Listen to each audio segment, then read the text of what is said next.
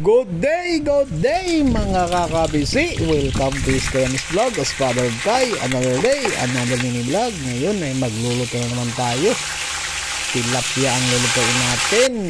I-try na naman ninyo ito sa tilapia mga kakabisi. Sigurado ako hindi pa ninyo na-try ito, kaya subukan na ninyo. Napakasarap nitong gagawin natin ang luto dito sa ating tilapia. 3 pirasong tilapia lang yan mga kakabisi. Try ninyo yan at napakasarap niyan.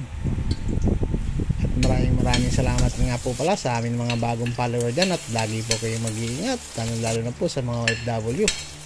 Welcome po kayo dito sa Iskayans, at lagi po kayo mag-iingat dyan kung nasan man kayo sa dako ng ating mundo. Mag-iingat kayo mga kabisi.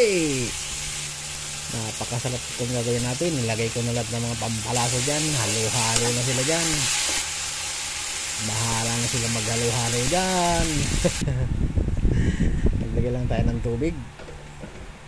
Ang gagawin natin dyan ay yung tawag dito, piniritong tilapia na pinirito natin kanina. Naglagay tayo ng asin dyan, siyempre paminta, ang magic sarap natin. Naglagay din ako ng pampalapot natin, yung cornstarch. Papalaputin natin yan pag ganyang malapot na. Naglagay din pala tayo ng 1 kutsarang asukal. Yan ang ginawa natin.